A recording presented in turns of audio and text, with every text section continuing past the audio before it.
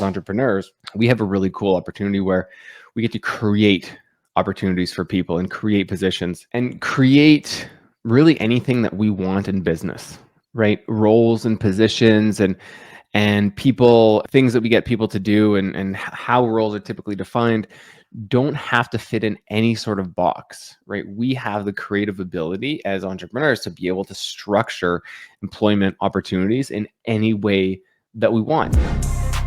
Welcome to the Painter Growth Podcast, where we help you scale your painting company in record time. Join us as we explore sales, marketing, hiring, finances, leadership, and more, everything that you need to know to scale and grow your painting business. I hope you enjoy and subscribe. Everybody, Mike Gorhakeman here, founder of PainterGrowth.com, and you're listening to another episode of the Painter Growth Podcast. Now, today we're doing something a little bit different. I'm doing something a little bit different.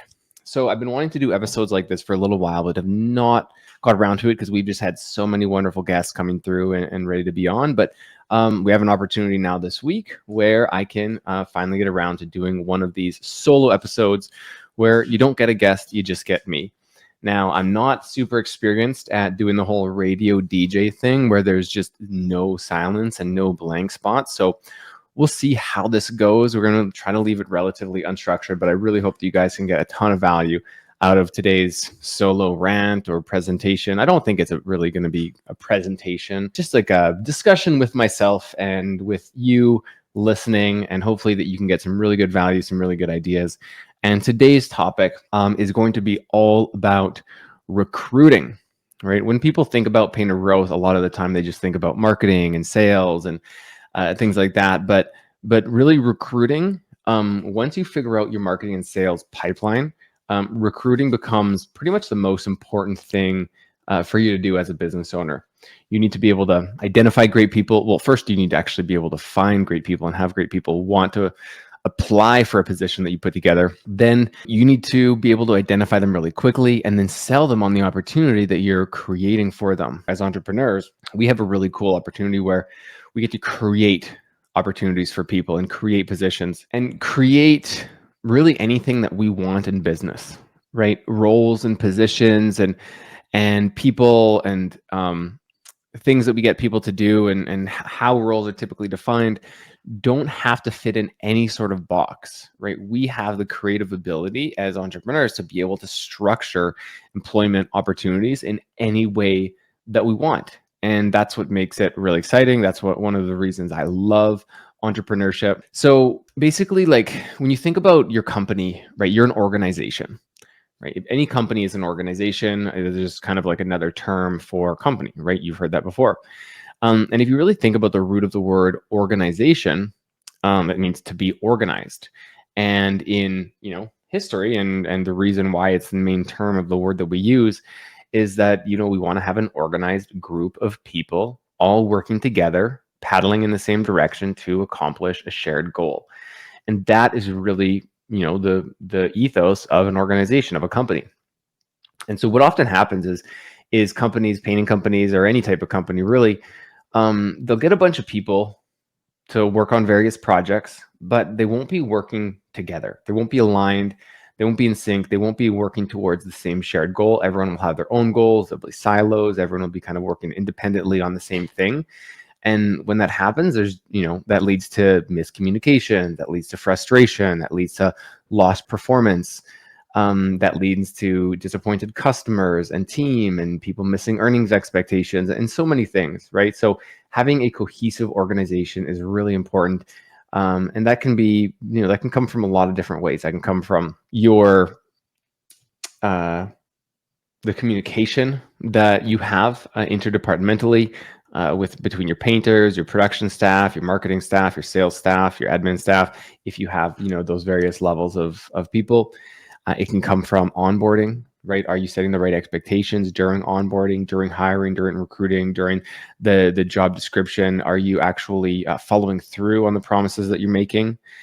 Are you incentivizing your team to accomplish their goals? And their goals should really align with your goals, right? That's the whole purpose of like bringing on people, is to expand your ability to get things done, right? So as a business owner, You start doing everything. You're doing marketing, you're doing sales, you're doing production, you're doing administrative, you're doing finances, you're doing everything, right?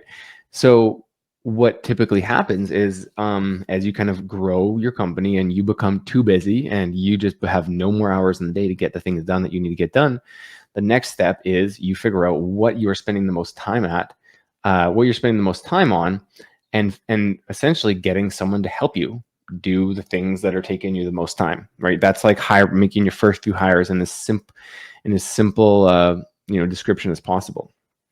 So what does that look like for a painting company, painting contractor? So you're solo contractor, maybe you're a sub, you start getting some side projects, and all of a sudden you have too many side projects. So you need to go full time on your own side projects. And then you go through the whole licensing process and you get your LLC and you get your insurance and you get all of this stuff. And all of a sudden you are on your own as a full blown painting contractor. But you have too many projects, right? You're just spending all day painting and you have no time to do estimates. You have no time to do marketing. You have no time to, do your job costing or anything like that because you're too busy painting, right? It happens to everyone. So the first natural step is that you want to bring on your first painter. Bringing on your first painter, for anyone who's in this stage right now, and I know there's a lot of guys who are maybe more advanced, who this might be just some review for.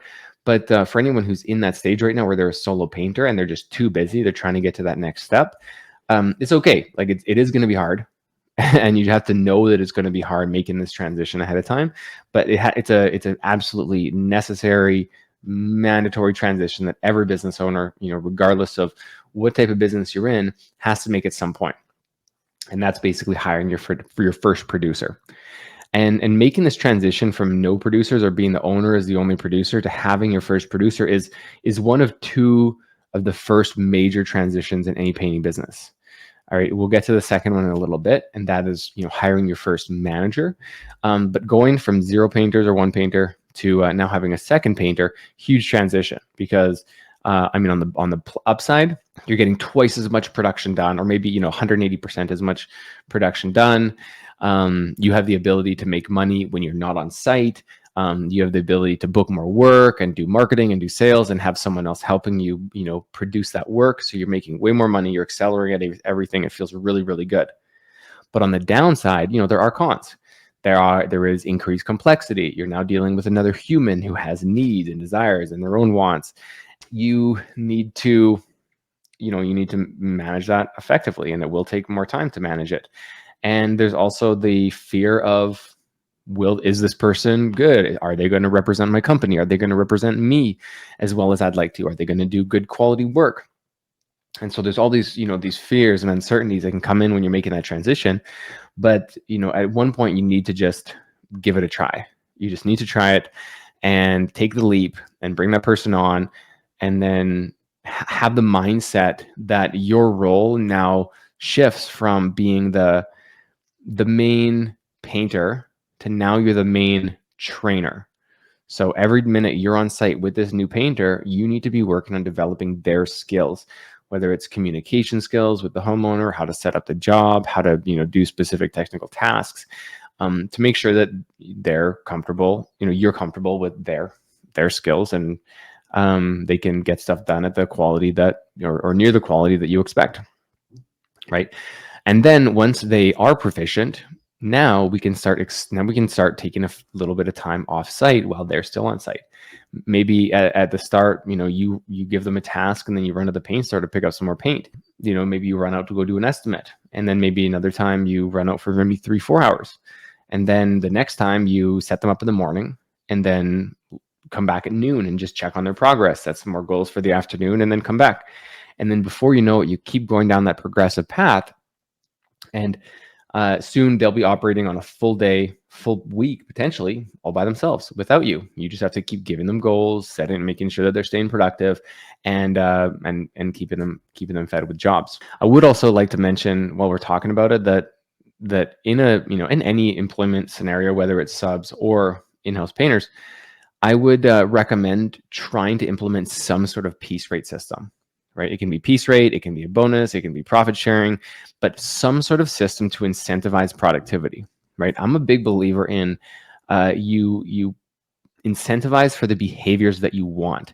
And if you're just paying your painters in a strict like hour by hour rate, right? You're paying them $25 an hour, $28 an hour. They're not incentivized to get the job done faster. They're actually counter incentivized. They're incentivized to make the job take as long as they want because their earnings are on a straight line commission or straight line of earnings. The more hours they work, the more money they get paid, right? So that is not in alignment with your organization's goals. Your organization's goals are to get the job done as quickly as possible in a few hours as possible with as high of quality as possible using the least paint possible, right? Because you want to maximize your gross margin. So how can you incentivize your painters to maximize gross margin on your behalf without just saying it, right? And that's where compensation structures come into play. Now, for in-house employees, I like to use a piece rate system that isn't based on dollar amount, but based on hourly amount. So you need to understand your charge rate. So for anyone that doesn't know, charge rate is essentially like, if you have a $5,000 job and it's going to take 50 hours, that's $100 per hour charge rate. Okay. Because 100 times 50 is 5,000. Yeah. So there you go. $5,000 job, $100 an hour, 50 hours. And then if you want to keep gross margin at 50%, that means you need to keep your materials and labor at half of that, so $50 per hour. Just an example. $100 is actually a little bit high for what I'd recommend for a charge rate. It should be probably fall somewhere between like 70 and 90, depending on your area and your labor rate in your area. But I digress. So what I was getting at is that for piece rate, you want to be presenting the painter or painters with how many hours the budgeted job is for. So if it's a 100-hour job, you basically set up your painters and be like, all right, guys and girls, this is a 100-hour job. So you have 100 hours to get done. Here's how all the hours are broken down. You have 10 hours for the kitchen. You have 5 hours for the bathroom. You have 3 hours for each of these bedrooms, or, however it's broken down. Quick shout out to Drip Jobs and their production rate system. If you use that, it actually breaks all of that down for you, and it makes moving to a piece rate system really, really easy. So, hey, here's 100 hours, and then you get their buy-in. Do you guys think you can do this in 100 hours? Great. If you can, then if you get it done in 100 hours, we're going to pay you your rate per hour, say $25 an hour for 100 hours. But if you get it done in 80 hours, we're still going to pay you for that 100 hours, right? So what that does is that incentivizes them to get done quicker. Now I can hear what some of you are thinking. What if they what they're going to do is they're going to rush and they're going to lag on the quality. And this is where we just have a second bump on a quality rating. So if you can now find a different way to incentivize actually getting either a 5-star review or filling out some sort of internal quality rating system, now the painters are actually incentivized on quality.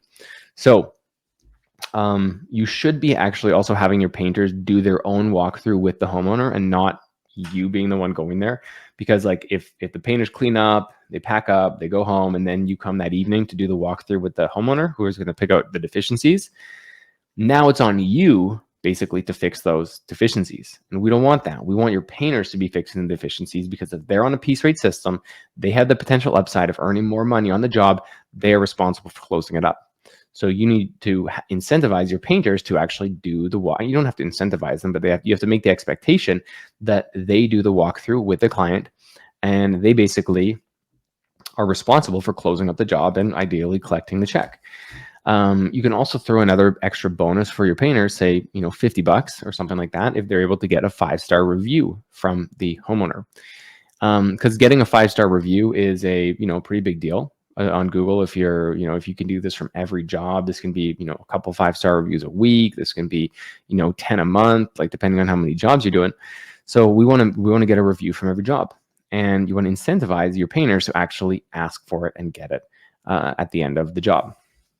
Okay, so piece rate for an in-house employee, you're going to want to present it in terms of hourly.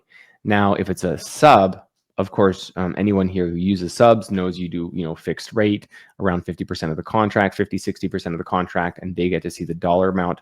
Whereas the painters, they might also get to see the dollar amount, but you're not explicitly saying that the labor portion of this $10,000 job is $3,500, and that means that you're going to get this many hours.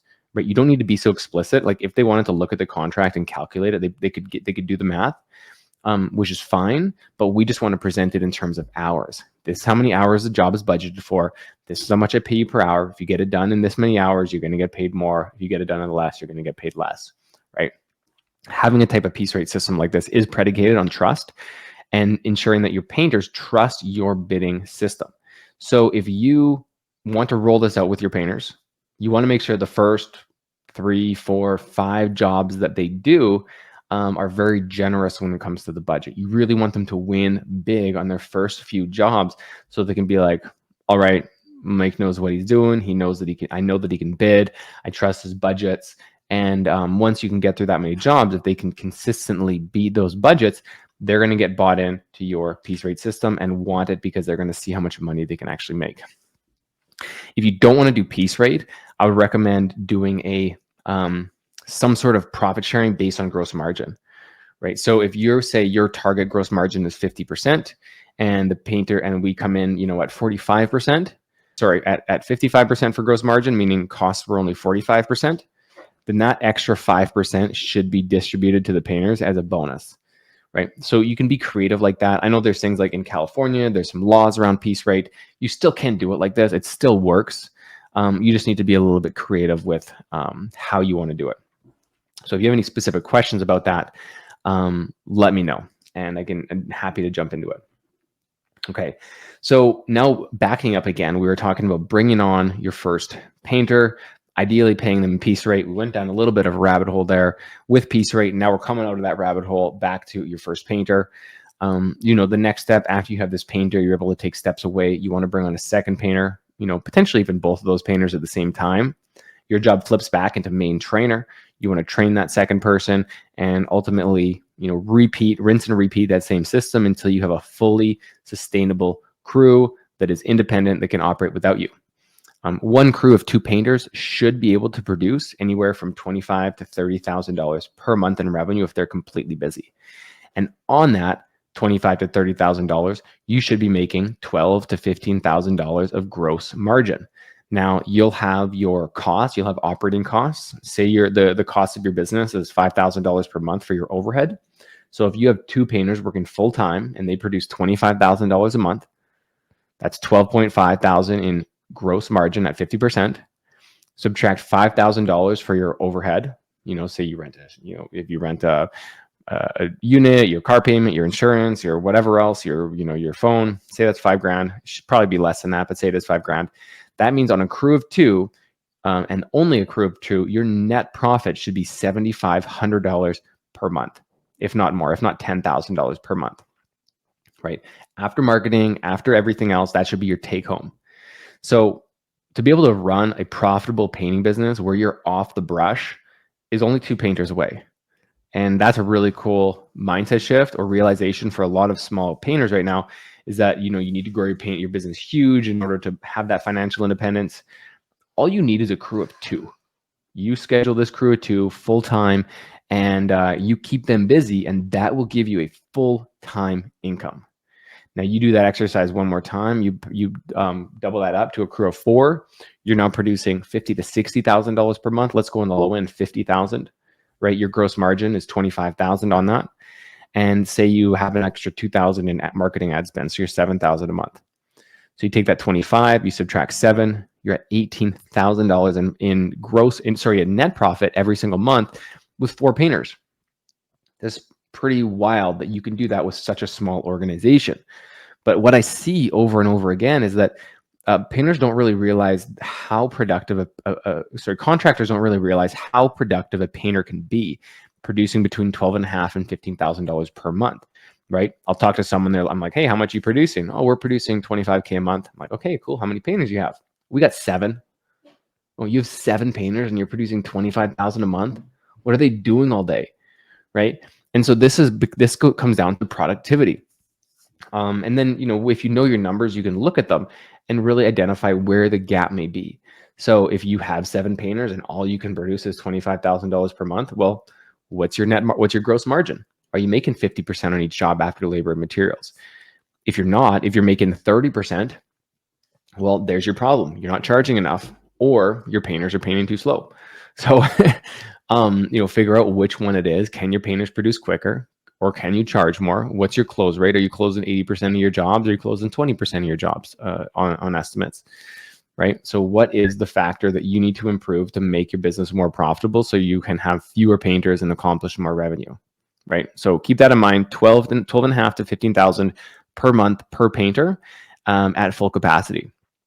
And if you have more painters than that and you're producing less than that, then you need to problem solve and you need to figure out really what's going on. If you're not sure, you can I'll put my email address in the information here below the chat. Send me an email. Not the chat, sorry, the description, because this is a podcast. Send me a description of your situation with all of the relevant numbers, your gross profit, your net profit, your cost of labor, your cost of materials as a percentage, any sort of job costing and overhead information, and then I'll see what I can do to help diagnose the issues. Cool. And then if you kind of extrapolate that same model a little bit more to get to $1 million business, that's 83,000 per month. You divide that by 12.5. And that's only 6.5 painters, right? 6.5 to 7 painters is $1 million a year business. So pretty small in terms of headcount in order to accomplish, $1 million a year in production, right? Some businesses, swell up in the summer and slow down in the winter.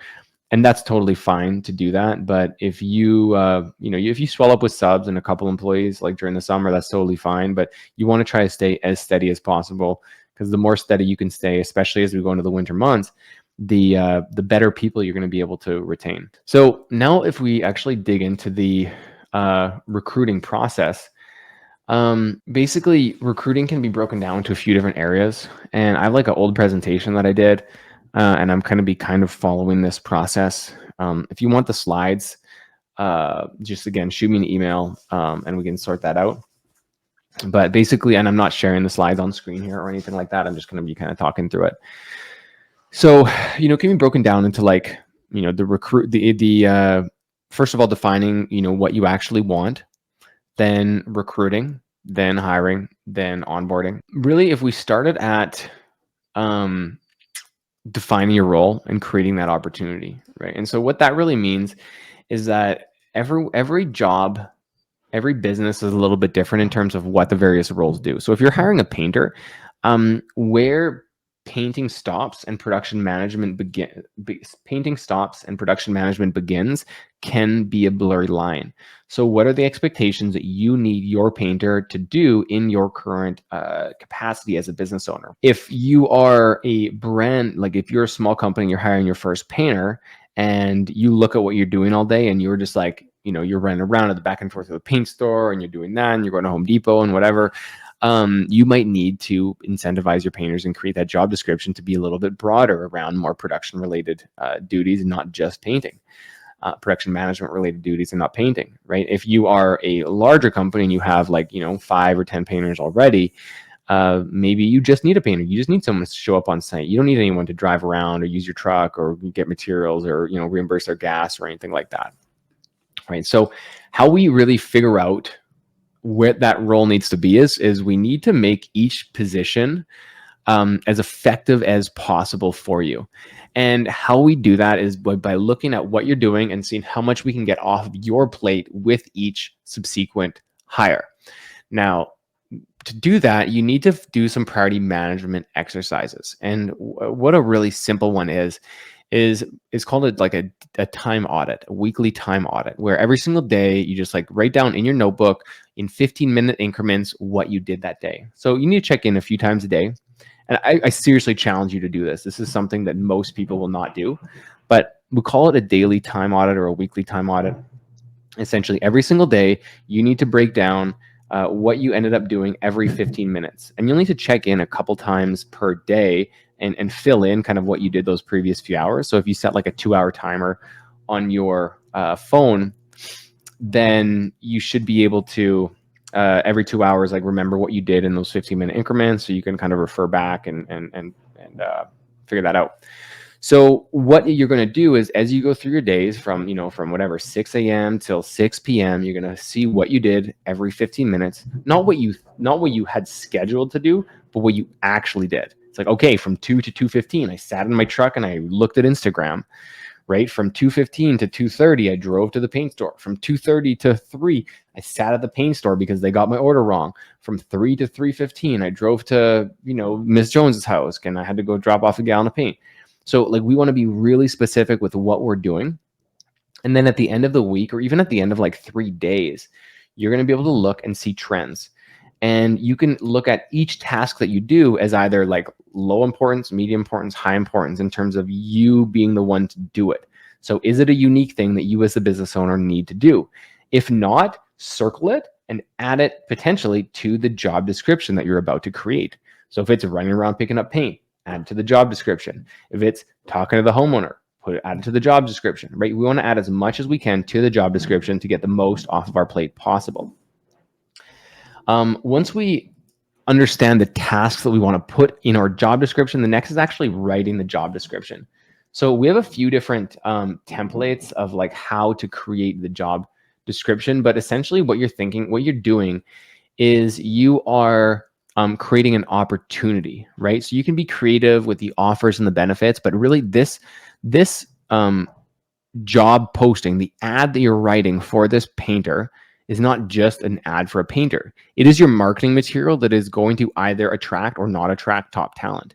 So we need to differentiate our offer as much as possible and make it seem like we're a company that people want to work for, that we're desirable, that we care about our people, that we offer really great things, that we're going to be fun, that they're going to want to invest their time, their energy with us as their place to invest in, to be a career.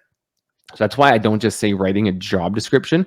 That's why I call it creating your opportunity, right? The labor market is tight. It's tighter than it was a couple of years ago. And, before we were, batting off applicants left, right, and center. But now, applicants are a little bit further and far between. So we need to be a little bit better at recruiting. And so the way I recommend looking at it is the recruiting is really a sales process. So your job posting is your ad, your interview is your sales appointment, and your offer is your close, right? And can you bring that person through your sales process effectively, and can you make them actually want to work for you? So when it comes to, back to creating your ad, what are the things that you can offer? Can you offer, a solid hourly rate? Can you offer extended benefits? Can you offer a company vehicle? Can you offer reimbursed mileage? Can you offer great company culture? Can you offer not corporate events, but company-wide events and barbecues and team building stuff? Can you offer flexible hours or holiday pay? Really look at your business, look at your numbers and see what you can afford and figure out how to differentiate it. And even for the things that aren't necessarily expensive, say one time you did like a company barbecue or something, put that in there, right? We do regular company events, and maybe by putting it in the job description, it's going to allow you or force you to be more strict with yourself of actually doing these things and reinvesting in your people. Because if you want to attract good people, you have to be a good place to work. And a good place to work is not somewhere that someone just shows up, gets $25 an hour, stays for 8 hours, and then leaves. Right? That's the type of person that you go to the job site halfway through the day and they're sitting in their car smoking cigarettes because they're not motivated, right? You want the type, how can you, this is actually really a key thought process right here, is how can you create your company and create an offer that a younger you would jump all over, right? Approach it through that lens. So write your ad in a way that would excite you as a younger painter, as a younger person before you started your business, because that's the type of person that you want. Someone that's a self-starter, someone that's motivated. And the only way to do that is to really create a solid offer, because that's the first step. Without a solid offer, you don't even get a chance. So once you create that offer, now what you need to do is get traffic behind that offer. You need to get eyes on this thing, right? Traffic is the number of people who see your ad. And there's a lot of different ways that you can get qualified eyes on your ad. You can go to every paint store in your city or town, right? And they usually have a job board. You can also, at these paint stores, talk to the paint store managers or your paint rep, build that relationship, let people know that you're hiring, hand out cards, create business card size things with just a recruiting ad and a QR code to your job posting, right? Be creative. How can you get as many eyes on it as possible, right? Outside of the paint store, there's free online job boards. There's things like Craigslist, Facebook Marketplace, and even Kijiji in Canada, right? It's kind of like the American or the Canadian Craigslist, right? Then there's paid online job boards like Indeed, Monster, and LinkedIn. Then you can look at referrals, right? Your current painters. Do your current painters, do the people in your network know anyone who's looking for a job, right? Maybe they're looking to switch. Another one is painting companies ads. This is kind of a sneaky one, right? And actually, this works really good finding subs. Is if you look at places like that are really cheap to advertise on, like Craigslist or Kijiji if you're in Canada, or the Yellow Pages online or something like that. Anywhere that's really cheap, where like usually like a bad marketer, like someone who doesn't know how to market, would be marketing on. Maybe Yelp, if they got a paid Yelp thing because they got hosed into or sold into that, even though it doesn't work. You can call the people who are advertising, and because they're looking for work and they don't know how to advertise, and say, hey, like, are you looking to sub out? Are you looking to be a sub? Right? I got a lot of work, looking to sub some work. Are you open to it? Right? And then if you do bring on subs, you want to treat the whole hiring and recruiting process in the exact same way that you would, or very similar way to a in-house painter, right? You want to actually interview them. You want to talk to references. You want to do a working interview, all that stuff. Okay. And also, you can also generate traffic through Facebook ads. So if you know how to set up Facebook ads, you can recruit and get some pretty cool talent through Facebook ads. If you want to learn how to do that, that's one of the trainings that we have in one of our coaching programs, is how to recruit painters or marketers through Facebook ads. So it's a pretty cool way to do it. So then it comes to when you're actually printing out, like print versus online job descriptions, those are very different. And so if you're printing something out, you should definitely create a QR code. There's a lot of free QR code generators. Like if you go to qr-code-generator.com, you can create a QR code to link to any website. And so QR codes are really good to get people to specific websites. You want to have like a landing page with your hiring information, or go to like your LinkedIn post or your Indeed post or wherever. Like just go to a place, like have the QR code automatically redirect to wherever your recruiting post is. Right. But a landing page on your website is a good place to do it. And then print that out and put that everywhere, whether it's a business card or it's a full-blown flyer. Distribute that everywhere. Right. Then after generating your traffic, right now we were looking for selecting the applicants to interview. So hopefully, you put these ads out, you start getting a lot of applicants coming in, and now it comes to selecting which applicants to interview. So in my hiring funnel, what I recommend is actually having a Google form or some sort of like application form that people fill out. And I'm just going to open up my hiring form just to give you kind of an idea of some of the questions that we ask. And it doesn't have to be really detailed, but all right, I found it. So pretty easy form, basically. Email address, what is your full name, what's your cell phone number, how many years have you painted for, and then have like a drop down on is it 0, never painted professionally, less than 1 year, around 1 year, 1 to 3, 3 to 5, 5 to 10, or 10 plus. Do you have your own tools, yes or no? Do you have your own transportation? Now on this one, I kind of have fun with this one because I bait them into we always want all our painters to have their own vehicles, right? That makes it so much easier. But we kind of bait them into saying what's actually true and not lying here. So the 4 options I have for do you have your own transportation are like, yes, I have my own vehicle. Yes, I can easily bus or catch rides where I need to go. And then no, I would need a ride, but I have a valid license, or no, I need a ride and I do not have a license.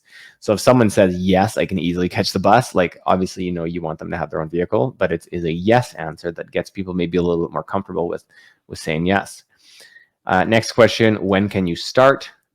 And then I have typically 2 open-ended, basically choose your own destiny inputs for questions. One of them is, why do you feel like you'd be a good addition to our team? And then the other one is some sort of technical question, right? You want to ask some sort of technical question just to really assess if they are an experienced painter or not.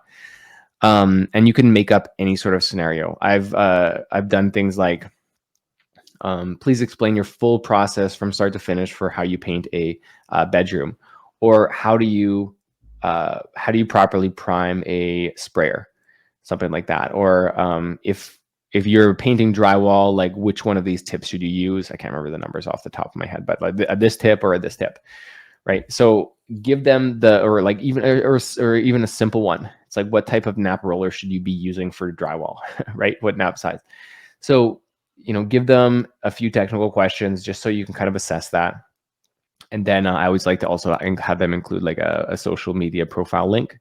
Make sure they're not, holding guns or anything or doing drugs on social media. It's funny what you'll find. And then they're going to submit the form. And the cool thing about this form being the call to action instead of them just calling you or texting you is it's really going to save you time and help filter out the junk.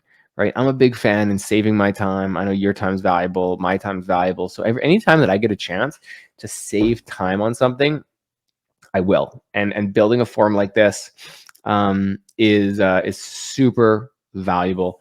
So 100% recommend building some sort of form and then only calling the people who you feel like you want to call, right? You might get 50 applicants. You might only get 5 people you want to call.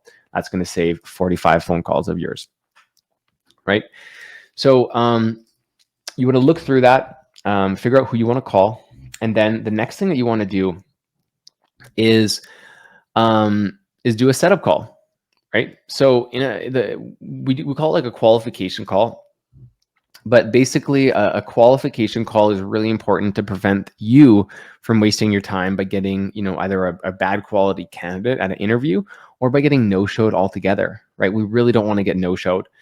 So, on this qualification call, you're going to get an initial feel of the candidate. You're going to verify some basic details of their application, really determine if it's worth your time to interview them, and really make sure they do show up to the interview, right? Nothing is worse than sitting there at Starbucks and having nobody show up for your interview, right? Sucks, feels bad, waste of time, waste of your time and energy and all that. So when you receive an application, the sooner you receive it, the fresher it is, right? It's just like a lead, right? And these leads are also looking for other opportunities. So if you get a really good lead come in, you want to get on that right away. So typically what I like to do first, after I've reviewed their forms, is identify which ones I want to respond to and text those ones. Hey, this is Mike with Blueprint Painting. I received your application. I'd like to set up a phone call. Are you available this evening at 5? Right? So schedule something that day. And then once 5 o'clock comes around, be ready for the call in a quiet place, be respectful. And once that call comes around, 5 o'clock, you're going to call them at that time, and you're going to be listening for both the tangibles and the intangibles. So the tangibles are going to be the answers to your questions, right? Are they answering your questions well? Are they clearly competent? Do they speak clearly? But then also the intangibles, right? Did they pick up right away, or did you have to call them a few times, or they text you, hey, be right there, not quite ready, whatever? Were they on time, or did they make an excuse up for why they were going to be late? Do they sound upbeat or beaten up, right? Are they someone that you would feel comfortable putting in front of your clients, right? Just on that first impression, right? First impressions are huge. And do they, make you smile right away, or do they kind of give you kind of some sketchy vibes? Would your team get along with them? So, kind of a call out line for this type of qualification call is going to be, a little bit of small talk. Ask them about their day, what they did, or what they're planning to do, right? It's like if it's 5 o'clock p.m. and like, oh, I just woke up, right? It'll tell you a lot. Also, just a good question to ask at the start of the qualification call is whether or not, or how did you set your time aside to make sure that you're on time today, or how did you schedule your time to make sure that you're on time today? Just to kind of get a little little view inside of their internal scheduling systems, right? Then you're going to set the agenda, something like, great, so I'm going to ask you some questions about your work history and your application. Then you can ask me some questions that you have, and if it seems like a good fit, we can schedule an in-person interview. How does that sound? Cool. Then a few more questions. So why are you looking for a new job? What type of painting have you done in the past? I'm going to take a minute to verify the application question. So, hey, it says you have 5 years of experience. How many companies have you worked for in that time? Can you tell me a little bit about it? Cool. And then a really sneaky question you can ask next is like, okay, well, we'll need some references. So if you can provide me with 2 references, that would be wonderful. And then you want to phrase this question exactly like this. When I ask your last boss about you, what will he say? Right? So not if I call one of your references, what do you think they would say? When I ask your last boss about you, what will he say? Great. Do you have any questions for me? And then after their questions, you can decide if you're going to move forward with the interview. If you're not moving forward, you tell them right there, and you be straight up, right? You don't schedule it and then cancel later. You just say, all right, after just talking to you for a few minutes, I don't think this is going to be a really good fit. Thank you for applying. Hope you have a great day, right? And if it does sound like a good fit, great. So far, I like what I'm hearing. Let's schedule an interview. Are you available tomorrow at 10 a.m. to meet at location? So that's really the, how are we doing for time here? We're at like 40 minutes or so. So hopefully you guys are still listening. I mean, it'll be really cool to like listen, or very interesting for me, I think, to take a look at like the retention metrics for an episode like this. That's going to tell me if this is something that I do again in the future. Yeah. Hey, on this, I'm just kind of breaking the fourth wall here. If you do like this, even if you like any of the episodes, but this one isn't necessarily your favorite, if you could just go on like Spotify or YouTube or Apple Podcasts, or wherever you're watching this, if you can just like give me a 5 stars or give me a thumbs up or whatever, like just give this a rating. If it's on Spotify or Apple, if you can write a little comment on the podcast, that would really help. We don't run ads or anything to the podcast. The only way that we grow it is through you guys. So if you're able to give us a 5-star review on this, on whatever platform you're listening to it on, that would mean the world. So thank you very much. Now let's jump into interviewing. Cool. So interviewing is actually like a very underrated skill. And I don't think most business owners give it enough credit, right? And really interviewing is a lifelong skill that can take you hundreds of hours to master. But I'll give you a simple framework, and I'm going to actually give you a few things. So if you're driving or whatnot, there might be some terms here that you're going to want to write down. Basically, interviewing is going to sell the prospect on your opportunity. It's going to learn about the prospect. It's going to create a great first impression, and most importantly, it's going to give you the opportunity to sniff out fakers. So there are 8 or 9, 1, 2, 3, 4, 5, 6, 7, 8 skills, 8 traits that you're hiring for. Okay. And so these skills are your number 1, your painting skills, or your technical, right? Next is instrumental, attainment, leadership, precision, tenacity, introspection, and values, right? So what do those mean? So technical skill, painting skill, that one's pretty obvious, right? So we'll just skip over that one. Then we have instrumental. And instrumental skills are basic life skills. Make sure that they're literate, make sure they know, some pretty, basic multiplication, addition, like that stuff is pretty obvious. You want to make sure they have a good head on their shoulders. That's called instrumental. The next is attainment. And the definition of attainment is that they have the need or preference to set realistic and immediate goals, right? If you have someone that has what we would call high attainment, that means that if you put them into a piece rate scenario where now they're setting goals for themselves, or you're setting goals for them, and they need to achieve goals on a tiered basis, they're going to be more likely to work harder, to make personal sacrifices so that they can accomplish their goals and hopefully make more money, or whatever their bonus is. That's called attainment. The next is leadership, right? Pretty obvious, but basically, do they perceive themselves as a leader, and are they perceived as a leader? Right? The best way to interview on leadership is to really learn about their past leadership roles. Okay. Now, the 5th one is precision, right? Are they orderly? Or do they have a systematic planning and work routine and personal activities, right? This one can be interviewed on by like that previous question that I asked. What does your personal time management system look like, and how did you show up on time here today? Right? If they're like, oh, I have a Google Calendar, and like, this is how I do this, and I write everything in my notebook, like, great, high precision, that's wonderful. If they're like, honestly, I woke up and like I realized I had 20 minutes to get here, and I just like burned across town, that may be a little bit lower precision, right? So we want a high precision. The next is tenacity, right? And this is Are they tenacious? Do they complete tasks? Are they persistent until all loose ends are wrapped up? Okay, that's tenacity. Then we have introspection, right? Introspection. And this is, do they pay attention to themselves and others in an analytical way? Do they know how they are being perceived to other people? Or are they kind of just blind to that, right? That's really important. And then finally, and then probably the most important one, values. Do I trust this person? Are they accountable? Are they proud? Do they deliver what they promise? Right? If someone is not a values fit, but they say have lower precision or lower tenacity, that's probably okay. But if they're not a values fit, and even if they're a 10 out of 10 on every other trait, but they don't match our values, then they might do something unethically, then not a fit. We don't want to move forward with them. So the outline for a interview is going to be an introduction, a little bit of rapport, set the agenda, do a solid discovery where you interview for each trait, and then sell them on the opportunity.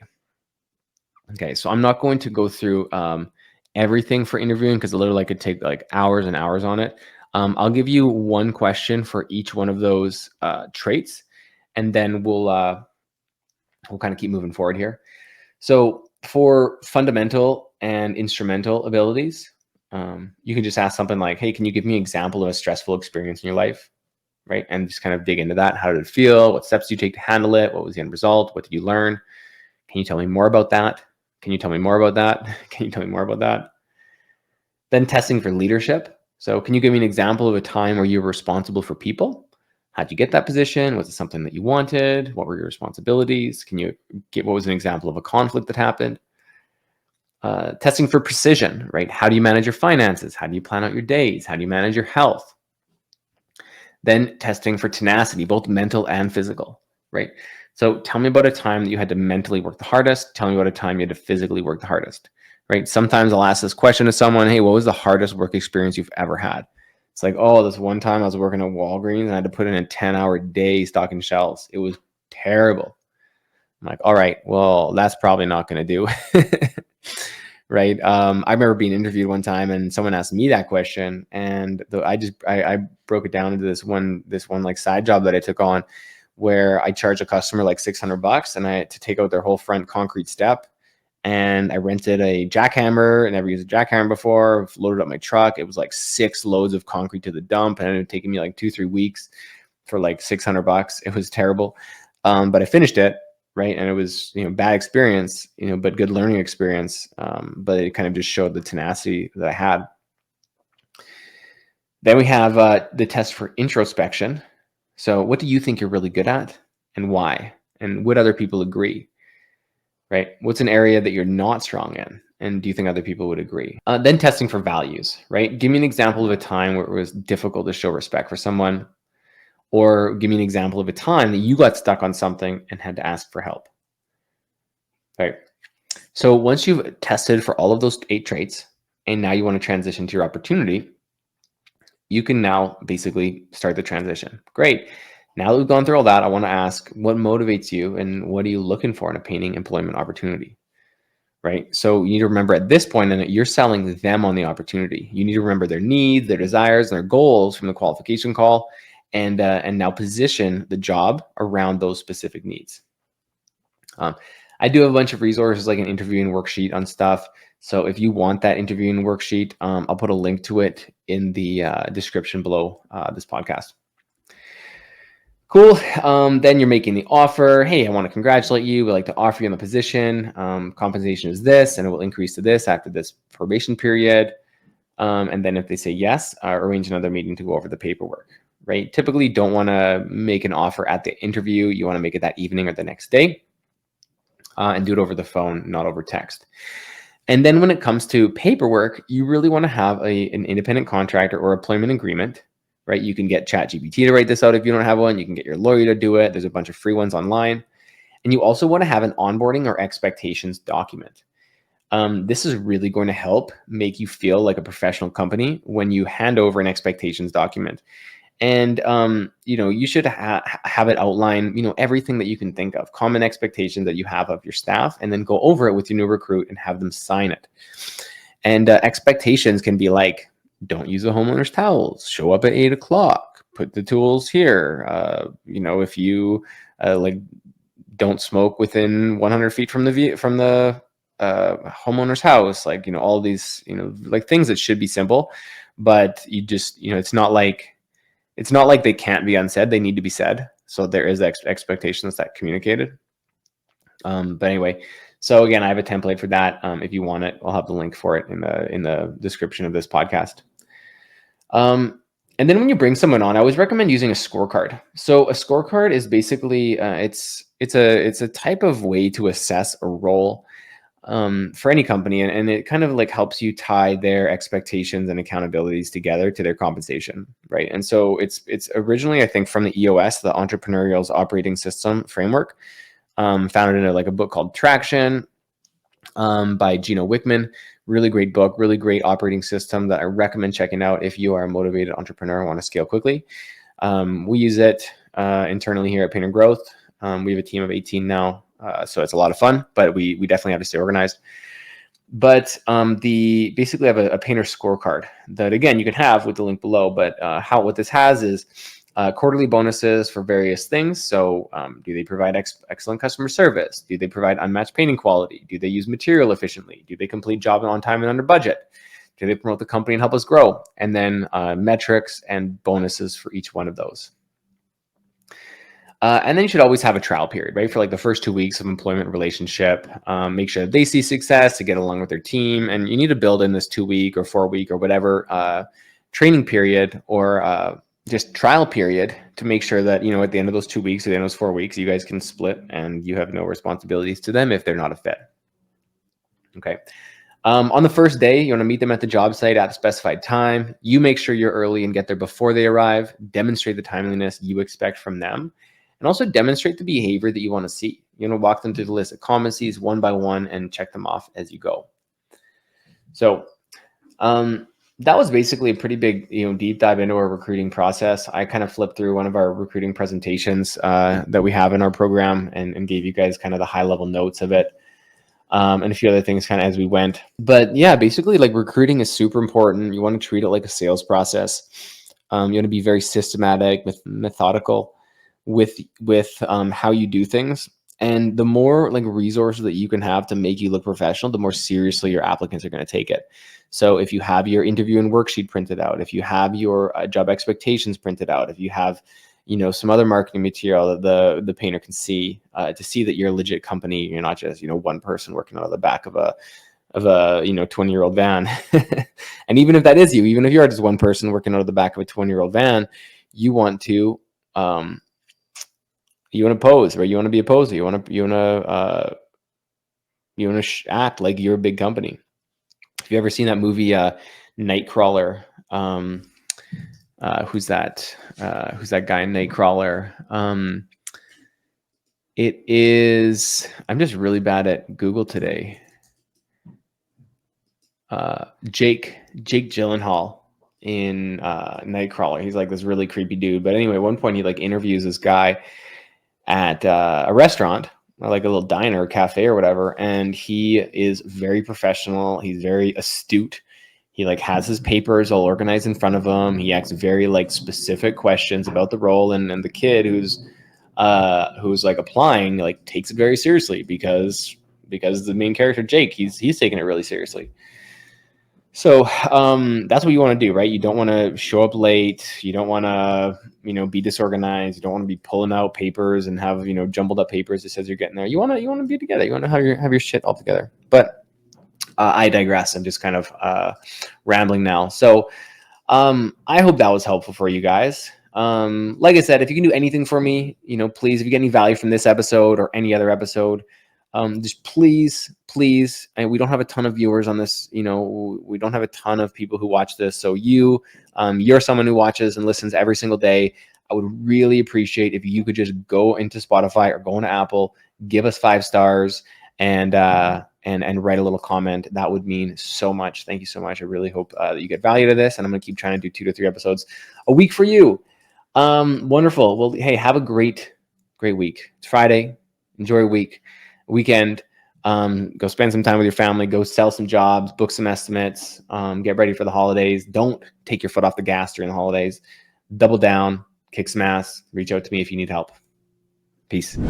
Thanks for listening to the Painter Growth Podcast. If you want to grow your painting business, go to www.paintergrowth.com or click on the top link in the description. Talk soon.